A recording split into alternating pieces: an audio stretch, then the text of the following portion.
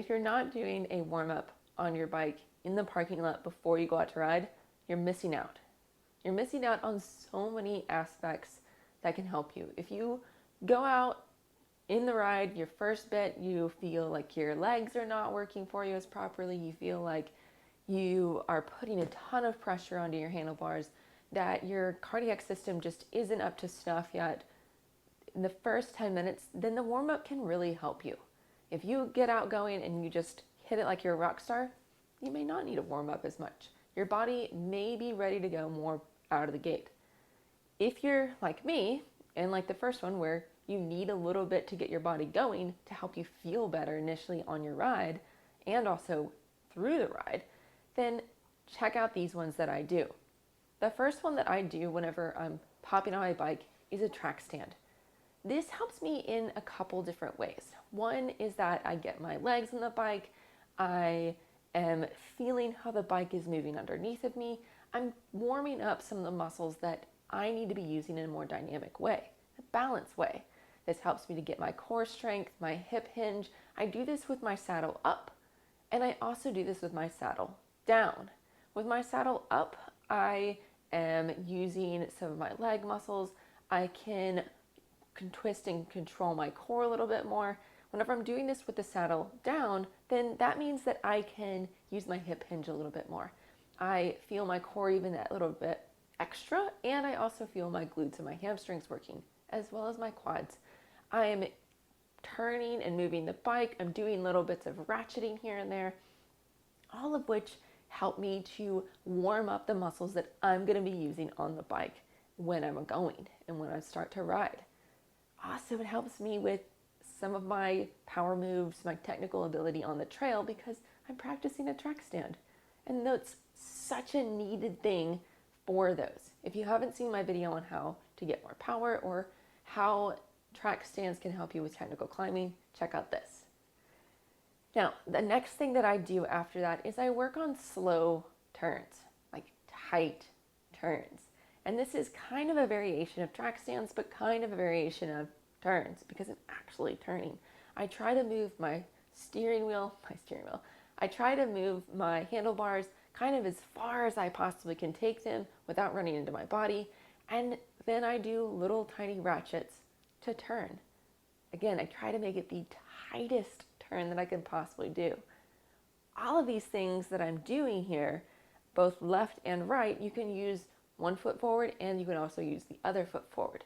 This helps you to even out your balance and your control on the bike because as we're riding, we have a foot that we prefer to be forward and we have a foot that we prefer to be back.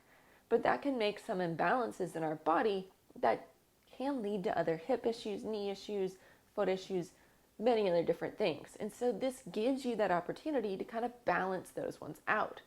As much as I love my right foot forward, my left foot back, I work on the other as well, making sure my left foot is forward and my right foot is back. It helps with that control and also my body to warm up to it. Now, I kind of meld those two together.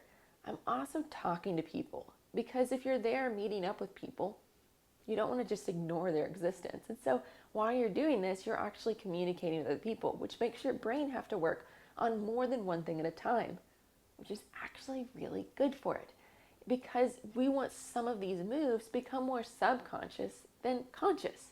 And if we're talking and conversing while we're doing that, then it's going to become more subconscious than conscious.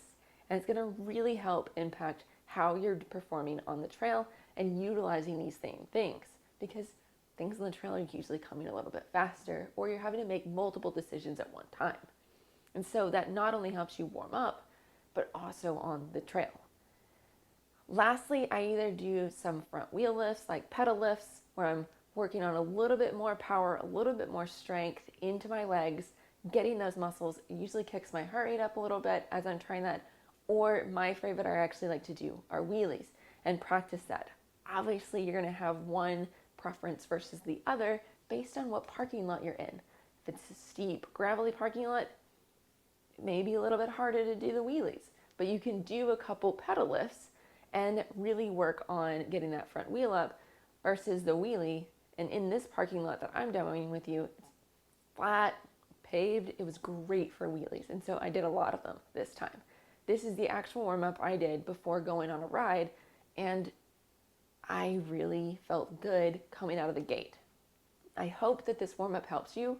Again, I do track stands, really focus on that balance point with my saddle up and down. I do tight turns, ratcheting, having both feet alternating forward, going both directions, it helps. And then I do some more power type moves, which is either a front wheel lift, pedal wheel lift, or a actual wheelie. I hope this helps you so you can feel better right out of the gate. What are the things that you like to do for starting and warming up on the bike? There's some other things that are off the bike that I like to do, but these are the ones that I like to do on the bike.